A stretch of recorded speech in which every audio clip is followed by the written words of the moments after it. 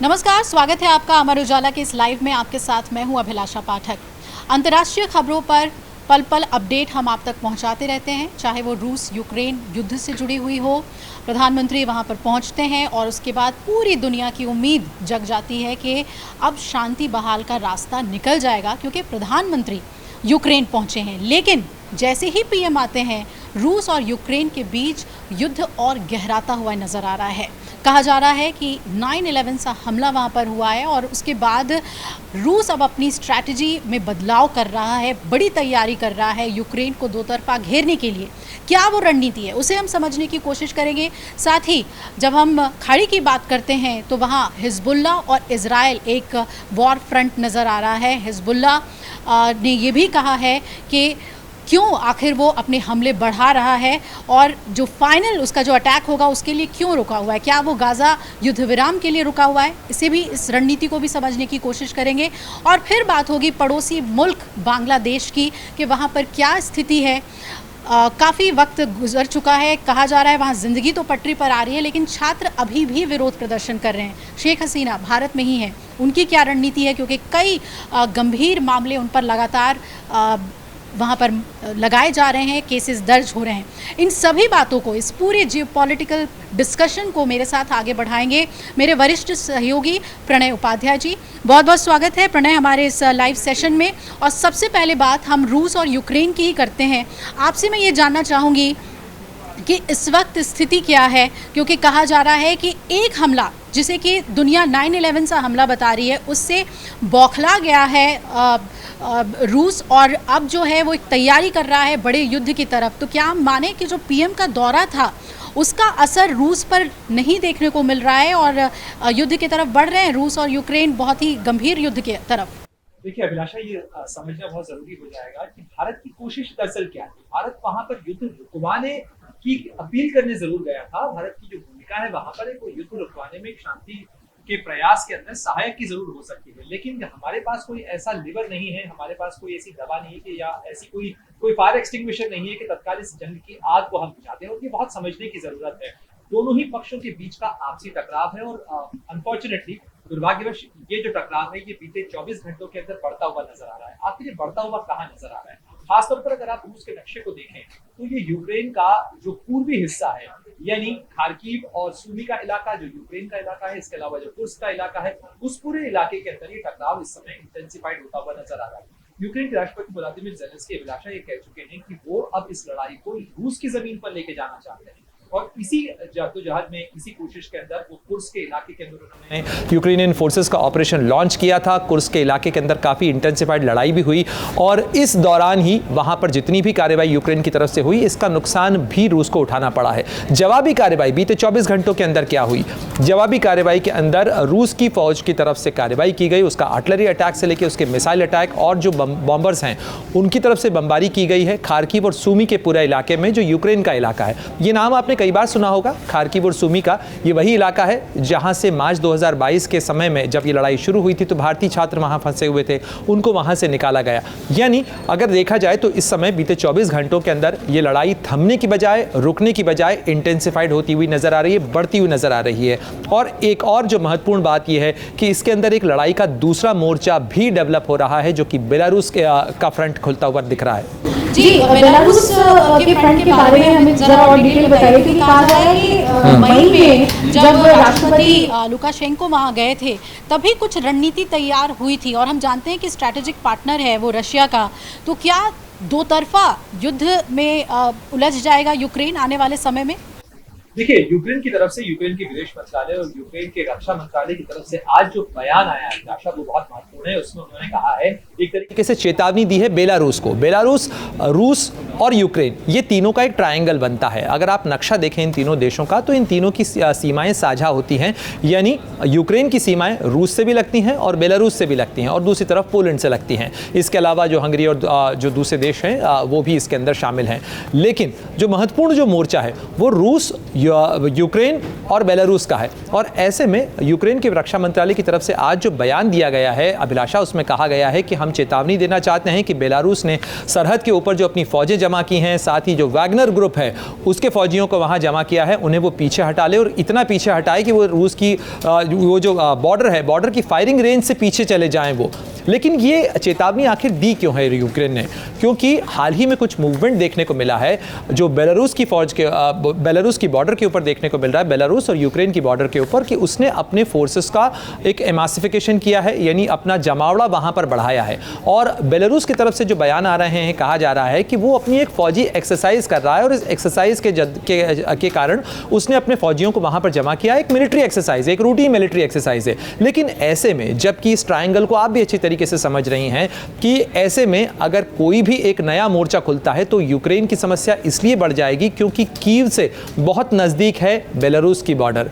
रूस और खार्किव का और सुमी का इलाका या दोन्यास का, लोहांस्क का इलाका, डॉनबास का इलाका, कुर्स्क का इलाका, ये दूर पड़ता है राजधानी कीव से, जहां पर राष्ट्रपति ज़ेलेंस्की हैं और जहां पर जो तमाम उनका मिलिट्री हेडक्वार्टर है वो तमाम जगहें वहां पर हैं। तो इस लिहाज से अगर देखा जाए तो क्या अगर बेलारूस का मोर्चा खुलता है तो यूक्रेन के लिए एक डबल फ्रंट खुल सकता है, उसके लिए चुनौती और मुश्किलें बढ़ सकती हैं। हालांकि अभी बेलारूस की तरफ से कोई आधिकारिक बयान नहीं आया है जिसके अंदर कहा गया है कि क्या वो एक मिलिट्री ऑपरेशन लॉन्च करने जा रहे हैं। लेकिन अभिलाषा, हमें ये नहीं भूलना चाहिए कि फरवरी 2022 से जब से लड़ाई शुरू हुई है, बेलारूस एक इंपॉर्टेंट प्लेटफॉर्म के एक इंपॉर्टेंट बेस की तरह रहा है। चाहे वो रशिया के ऑपरेशंस को लॉन्च करने का मामला हो, चाहे शांति समझौते के लिए पहली बार रूस और बेलारूस के अधिकारी अगर किसी जगह मिले थे तो वो भी बेलारूस का ही एक शहर था जहां पर दोनों की पहली मुलाकात हुई थी और उसके बाद कोशिश हो रही थी कि कोई शांति समझौते का फॉर्मूला निकल आए, लेकिन वो तमाम कोशिशें कामयाब नहीं हो पाई। जी एक बार फिर से, क्योंकि शांति बहाली की बात आप कर रहे हैं प्रणय, तो मैं फिर से प्रधानमंत्री मोदी से जुड़ा वही सवाल आपसे पूछ रही हूँ कि लगातार अगर हम देखें, ज़ेलेंस्की ये दुनिया से कहते रहे कि अगर तेल ना खरीदें रूस से तो रूस कि ऐसे ही हवा टाइट हो जाएगी, ये युद्ध एक एंड पर आ जाएगा, ख़त्म होगा। लेकिन प्रधानमंत्री जब जाते हैं वहाँ तो ये कहा गया कि ये समझाने की कोशिश की गई है यूक्रेन को कि क्यों भारत के लिए स्ट्रैटेजिकली ज़रूरी है रूस से तेल खरीदना। क्या लग रहा है आपको, जो रिश्ते हैं वो किस तरफ बढ़ते हुए नज़र आ रहे हैं, जबकि भारत दोनों ही देशों के साथ जो अपने सामरिक रिश्ते हैं उसको बेहतर से बेहतर बनाए रखना चाहता है? क्या आने वाले दिनों में प्रधानमंत्री पुतिन से हॉटलाइन पे बात कर सकते हैं? इस युद्ध स्थिति में सीधा हस्तक्षेप क्या पीएम मोदी का देखने को मिलेगा, या फिर डिप्लोमेसी जैसे भारत की डिप्लोमेसी रही है उसी तरीके से आगे बढ़ेगी? देखिए अभिलाषा, ये काफी पेचीदा सा मसला है और इसको समझने की जरूरत है। इसलिए समझने की ज़रूरत है कि क्या हम ये चाहते हैं कि हमारे अंदरूनी मामलों में या हमारे बायलैटरल कॉन्फ्लिक्ट्स के अंदर कोई तीसरा देश आके दखल दे और हमें रोके? बिल्कुल नहीं, भारत की ये नीति नहीं रही है। लेकिन अगर हम शांति के हक में, और अगर आप प्रधानमंत्री मोदी का कीव से दिया हुआ बयान सुने कि उन्होंने कहा कि हम न्यूट्रल कतई नहीं हैं, हम हक में हैं, लेकिन हम किसके पक्ष में हैं? हम पक्ष में हैं शांति के पक्ष में, और लगातार हम शांति के पक्ष में बात करते रहें। और अगर आप देखें, प्रधानमंत्री मोदी का एंगेजमेंट कोई नया नहीं है। इसके पहले भी अगर आप देखें, फरवरी 2022 से लेकर आज तक 2 साल से ज़्यादा का वक्त हो चुका है, उनकी कई बार मुलाकात और बात रूस के राष्ट्रपति व्लादिमीर पुतिन से हुई है, उनकी मुलाकात यूक्रेन के राष्ट्रपति व्लादिमीर ज़ेलेंस्की से हुई है, दोनों से बात हुई है। इसके अलावा तीसरे देश और चौथे देश जो अन्य देश हैं, अंतर्राष्ट्रीय मंच हैं, वहाँ पर भी कई बार इस मुद्दे को लेकर चर्चाएँ हुई है। भारत इस प्रक्रिया के अंदर एक सहायक की भूमिका निभाना चाहता है, लेकिन भारत के अलावा भी देश हैं, हमें ये समझना होगा। और मैं आपका ध्यान दिलाना चाहूँगा कि हाल ही में आप ये देखिए कि बेलारूस का मोर्चा खुलता हुआ नज़र आ रहा है, रूस के साथ लड़ाई जो है वो इंटेंसिफाई होती हुई नज़र आ रही है। तो हाल ही में अगर भारत के प्रधानमंत्री कीव गए थे तो चीन के प्रधानमंत्री जो हैं ली चियांग, वो कहाँ गए थे?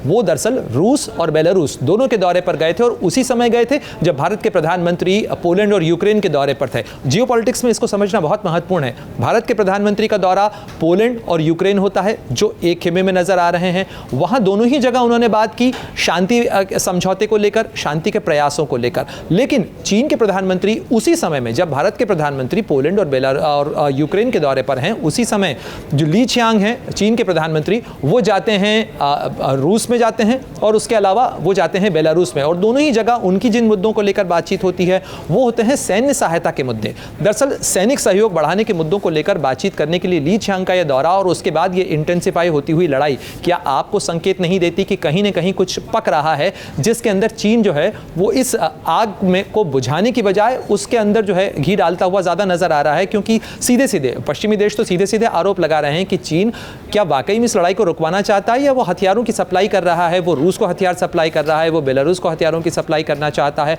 और वो इसे एक अवसर की तरह देख रहा है अपने हथियार बाजार के लिए। जी बिल्कुल, ये बहुत ही महत्वपूर्ण बिंदु है जिसकी ओर आपने ध्यान खींचा है और वाकई चीन एक बहुत बड़ा फैक्टर है हस्तक्षेप करने की उसकी कोशिश या फिर भारत के डिप्लोमेसी को काउंटर करने की जो कोशिश है वो सीधे तौर पर देखने को मिली है।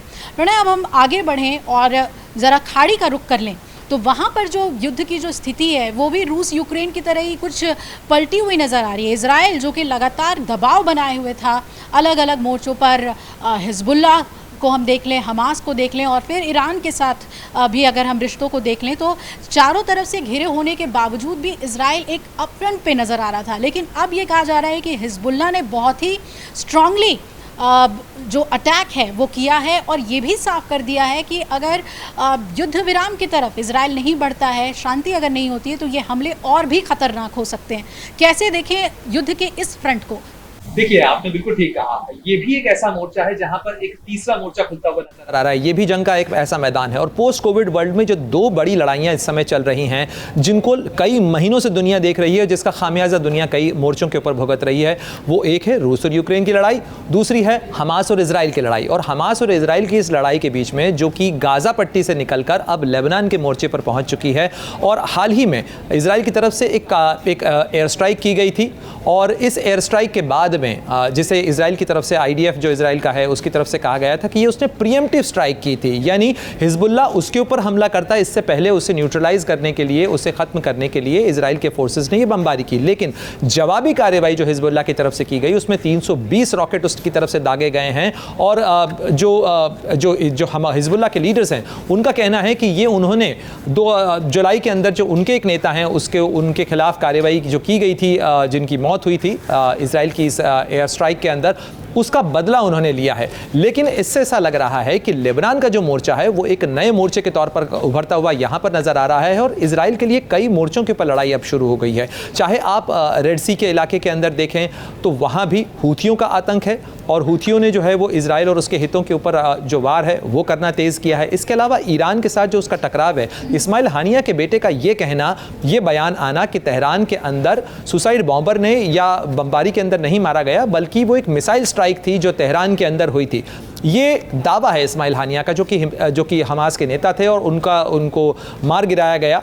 हालांकि इजराइल की तरफ से आधिकारिक तौर पर ये नहीं कहा गया है कि ये कार्रवाई उसने की है या किस तरीके से इस कार्रवाई को अंजाम दिया गया। लेकिन एक तरफ गुस्से का एक उबाल तेहरान में भी है, ईरान में भी है, जिस तरीके से वहां पर कार्रवाई हुई। इसके अलावा लेबनान का जो मोर्चा है वो भी इंटेंसिफाई हो रहा है, यानी इजराइल कई तरफ से घिरा हुआ है। और जिस शांति समझौते की आप बात कर रही हैं वो शांति समझौता उलझा हुआ नजर आ रहा है। आज जब आप और हम बात कर रहे हैं इजराइल और हमास के बीच चल रही लड़ाई को 230 दिन हो चुके हैं और इन 230 दिनों के अंदर न तो तमाम जो सारे बंधक बनाए गए थे उन बंधकों की वापसी हो पाई, इसके अलावा जो शांति समझौता था, इस पीस फार्मूले को लेकर कई पीस फार्मूलाज पर चर्चा हुई है, जिसके अंदर अभी जो वर्तमान में एक शांति समझौता है जिसको लेकर चर्चा हो रही है उसके अंदर इजिप्ट शामिल है, उसके अंदर कतर शामिल है, उसके अंदर अमेरिका शामिल है। और उसको लेकर हमास का जो ताज़ा बयान आया है, जो अब से कुछ देर पहले ही बयान आया है, उस बयान के अंदर कहा गया है कि दरअसल ये वो फार्मूला नहीं है जिसका ऐलान अमेरिका के राष्ट्रपति जो बाइडेन ने किया था। और जब तक हम पुराने फार्मूला पे नहीं आते हैं जिसके अंदर शामिल क्या है,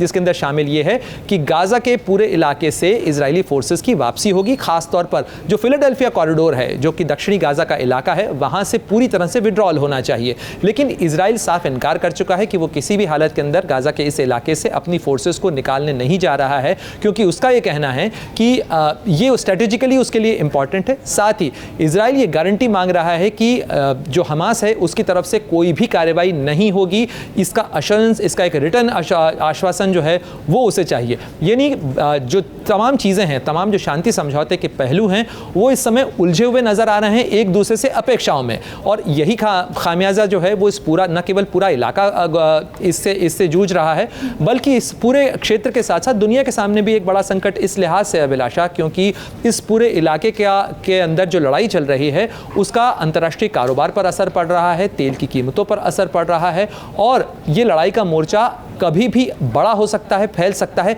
इसकी आशंका भी लगातार जारी है। बिल्कुल, और अमेरिका का जो हस्तक्षेप था, जो कोशिश थी शांति बहाली की, वो भी अब लग रहा है कि खत्म है, क्योंकि कहा जा रहा है कि जो सिनवार है, जो हमास है, वो काहिरा से अब निकल चुके हैं, वो पूरा डेलीगेशन काहिरा से निकल चुका है। तो अमेरिका का जो हस्तक्षेप था कि शांति बहाली को लेकर, एंटनी ब्लिंकन भी आए तेल अवीव, तो इसे कैसे देखें प्रणय? क्या अमेरिका जो लगातार ये कहता रहा है कि हम युद्ध के फ्रंट पे तो मदद करते रहेंगे इजराइल की, लेकिन शांति बहाली की कोशिश उनकी नाकाम रही है, तो आने वाले दिनों में क्या हर फ्रंट से इजराइल घिरा हुआ दिखेगा? युद्ध के फ्रंट्स जो हैं वो इजराइल को परेशान करेंगे?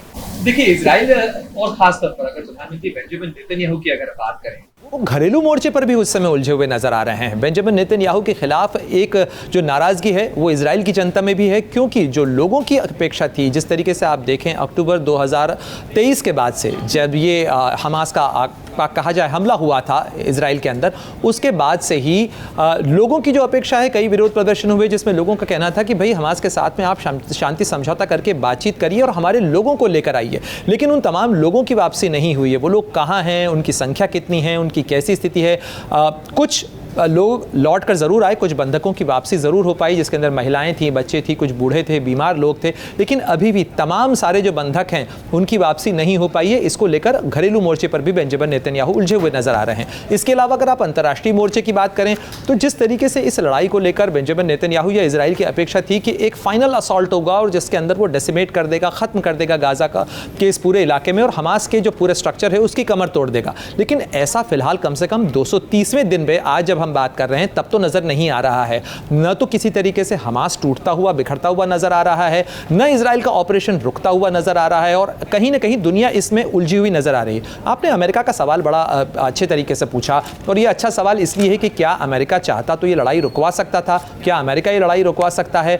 देखिए, हमें ये देखना होगा कि अमेरिका की तरफ से कोशिशें और बातें कई बार की गई, लेकिन इन तमाम बातों और वादों और इरादों के बीच ये नहीं भूलना चाहिए कि अमेरिका किसका अलाई है। अमेरिका इजराइल के साथ खड़ा हुआ है। अमेरिका में इस समय चुनाव है और चुनाव के मद्देनजर कोई भी राजनीतिक दल फिलहाल ये दिखाना नहीं चाहता है कि वो इजराइल का साथ छोड़ता हुआ नजर आ रहा है, क्योंकि शांति समझौते की मेज पर लाने के लिए दबाव बनाना होगा।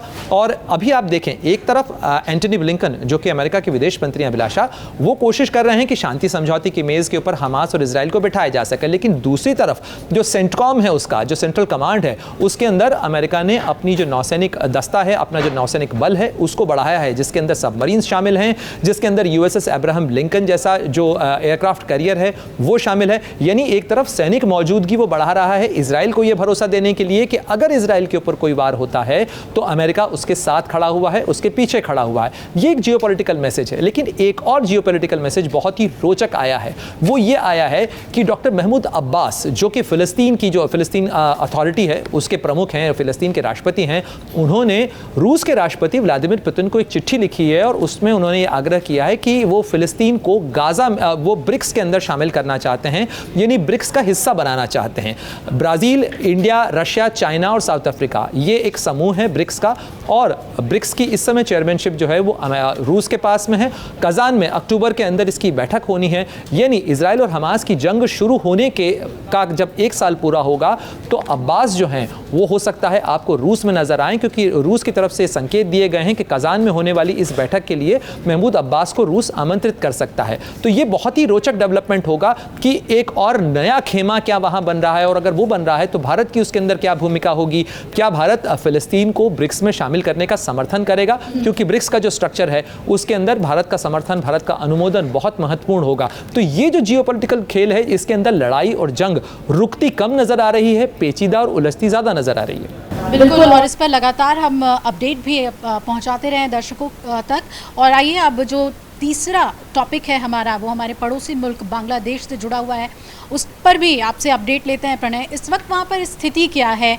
ये कहा जा रहा है कि ज़िंदगी वहाँ पटरी पर लौट रही है, लेकिन अगर बात की जाए छात्रों के आंदोलन की तो वो तो अभी भी जारी है। हिंदू अल्पसंख्यकों का मुद्दा भी वहाँ पर है, और जन्माष्टमी है आज, तो ये चर्चा और भी महत्वपूर्ण है वहाँ पर हिंदू अल्पसंख्यकों के लिए कि जो मोहम्मद यूनुस हैं वो कहते हैं कि हम शांति चाहते हैं और जन्माष्टमी हम मिलकर सौहार्द के साथ मनाएंगे। लेकिन असली तस्वीर बांग्लादेश से क्या उभर कर सामने आ रही है? बिल्कुल, आपने अच्छा सवाल पूछा अभिलाषा, और लगभग कुछ देर पहले यही सवाल मैंने बांग्लादेश के अंदर जो एक हिंदू पत्रकार हैं उनसे पूछा था। उनका कहना था कि जब मैंने पूछा कि आज तो जन्माष्टमी है, कैसी मन रही जन्माष्टमी बांग्लादेश में, तो उनका कहना था कि बहुत उदासी और बहुत सहमे हुए माहौल के अंदर वहाँ पे जन्माष्टमी मन रही है। यानी भारत में एक तरफ जहाँ जन्माष्टमी का उत्सव है अलग अलग जगह पे, लेकिन बांग्लादेश का हिंदू समुदाय जो है वो वहाँ पर सहमा हुआ है, डरा हुआ है, और जिस तरीके से वहाँ मंदिरों में तोड़फोड़ की घटनाएं हुई हैं और अभी भी वो सिलसिला रुका नहीं है। जिस तरीके की रिपोर्ट्स आ रही हैं वो रिपोर्ट्स बताती हैं कि दूर दराज के इलाकों में, ढाका और उसके आसपास के इलाकों में, खुलना में, दिनाजपुर में, इन बड़े शहरों के अंदर, चिटगांव के अंदर भले ही घटनाएं अभी नहीं हो रही हों, लेकिन जो दूर दराज के ग्रामीण इलाके हैं वहाँ पर इस तरीके की घटनाओं का सिलसिला अभी भी बरकरार है। जहाँ तक जो सवाल था आपका कि बांग्लादेश में हालात दरअसल क्या हैं, मैं आपको बताऊं कि अब से करीब करीब कहा जाए कि 24 घंटे पहले बांग्लादेश के अंदर एक बार फिर ढाका के अंदर प्रोटेस्ट का सिलसिला शुरू हुआ है।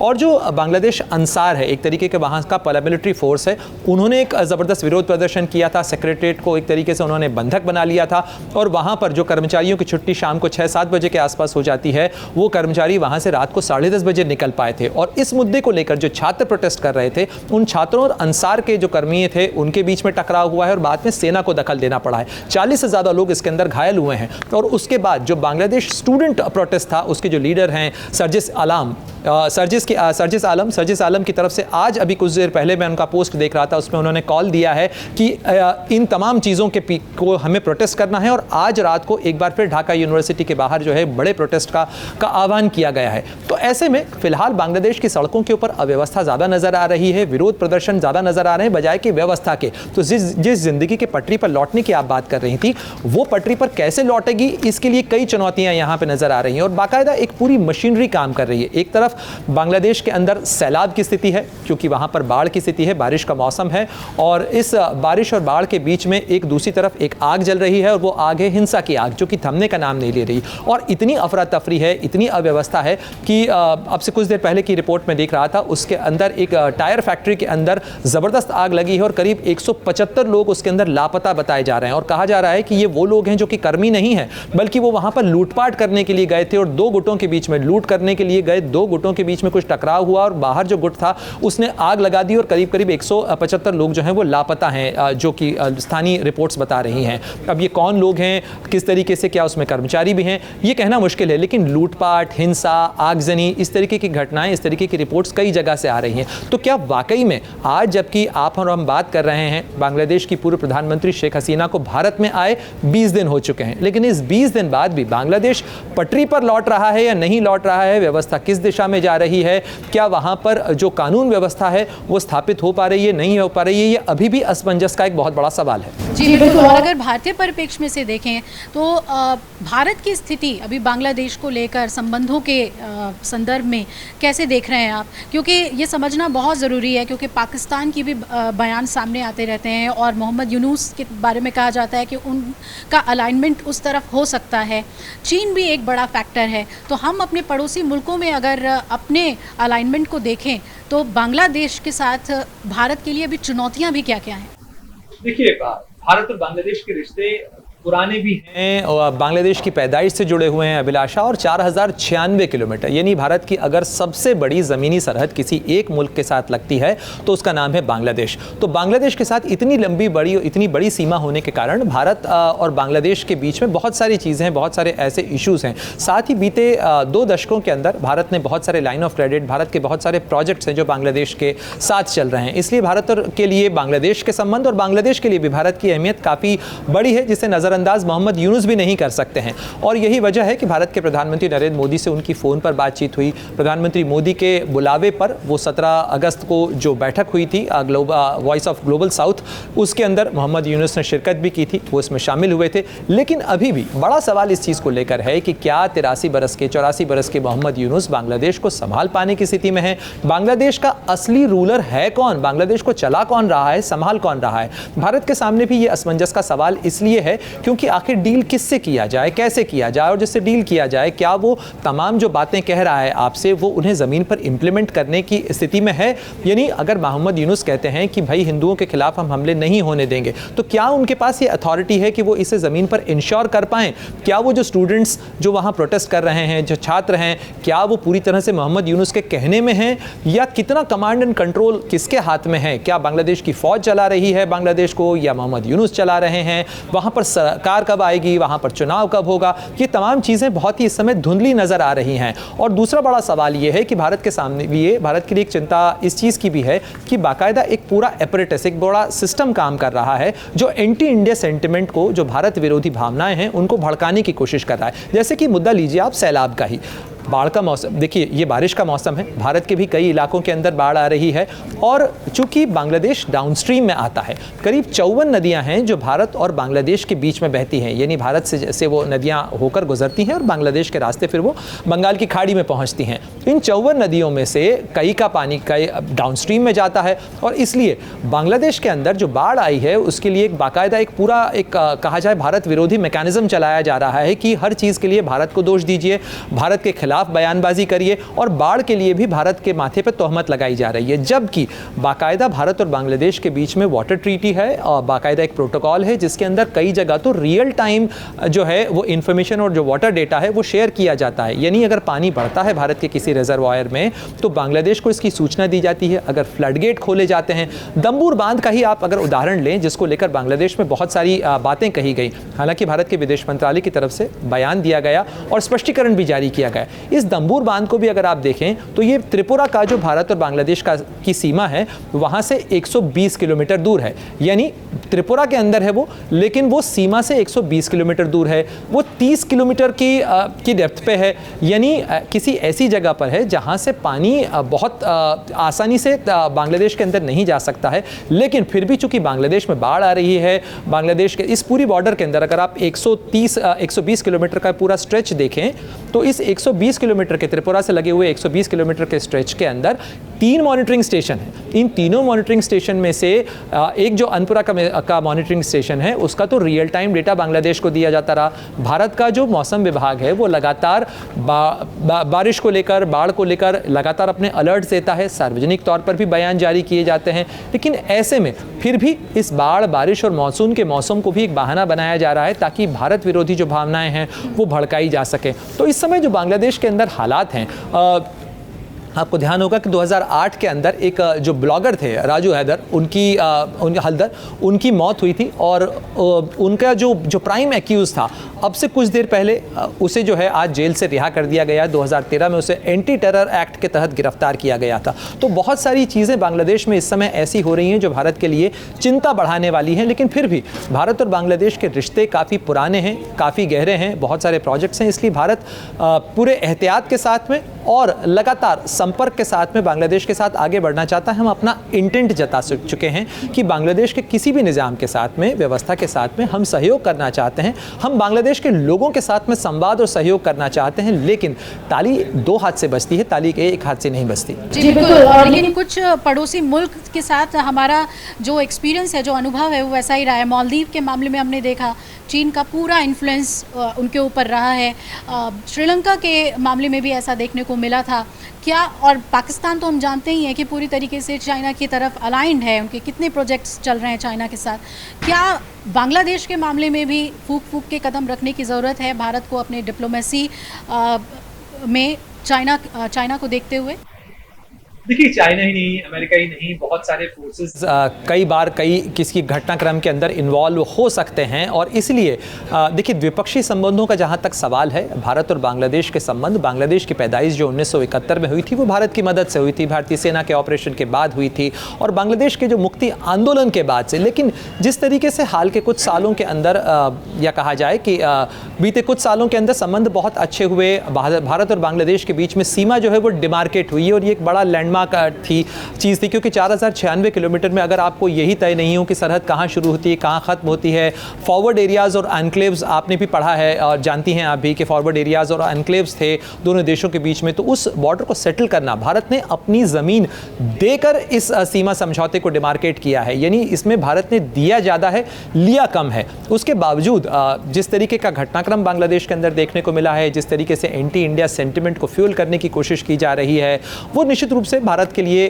कुछ चिंता की लकीरें ज़रूर बढ़ाता है। लेकिन मुझे लगता है कि इस पूरे घटनाक्रम के अंदर भारत की तरफ से एक राइट मैसेजिंग जो की जा रही है वो यही है कि हम बांग्लादेश के लोगों के साथ में हैं। लेकिन हाँ, बहुत सारे जो प्रोजेक्ट्स हैं, क्योंकि बहुत सारी रेल परियोजनाएं थी, बहुत सारे जो कनेक्टिविटी के प्रोजेक्ट्स हैं, उन पर कुछ उनकी जो स्पीड है वो कम हो सकती है। हमें उसके अंदर कॉशियस रहने की ज़रूरत है। साथ ही हमें इस बारे में भी एहतियात रखने की ज़रूरत है कि आखिर बांग्लादेश में निज़ाम कौन सा आता है, व्यवस्था कौन सी आती है, क्योंकि अभी मोहम्मद यूनुस तो केवल अंतरिम है, वहाँ पर अंतरिम प्रशासक हैं, और उसके बाद बांग्लादेश के अंदर वाकई में चुनाव कब होंगे, वहाँ पर एक लेजिटिमेट गवर्नमेंट कौन सी आती है, वो आती है तो किस प्रक्रिया के तहत आती है। साथ ही उसमें कट्टरपंथी ताकतें जो कि जिन्हें anti terror, so called anti terror act या आतंकवाद निरोधी कार्रवाई के तहत उनके खिलाफ कार्रवाई की गई, उन्हें जेल में डाला गया, उनकी रिहाई का जो सिलसिला शुरू हुआ है, ये लोग समाज में आने के बाद वो क्या काम करते हैं, किस तरीके से करते हैं, राजनीतिक दलों की जो धुरी बनती है वो क्या और कैसे बनती है, ये तमाम चीज़ें, तमाम फैक्टर्स होंगे जो कि भारत की बांग्लादेश के प्रति होने वाली जो नीति है उसको प्रभावित करेंगे, और बहुत हद तक कहा जा सकता है कि उसे तय भी करेंगे। क्योंकि अभी तो ये देखना बाकी है कि आखिर बांग्लादेश में होना क्या है। बिल्कुल एक असमंजस की स्थिति बनी हुई है, लेकिन भारत पूरी तरीके से वहाँ नज़र बनाया हुआ है।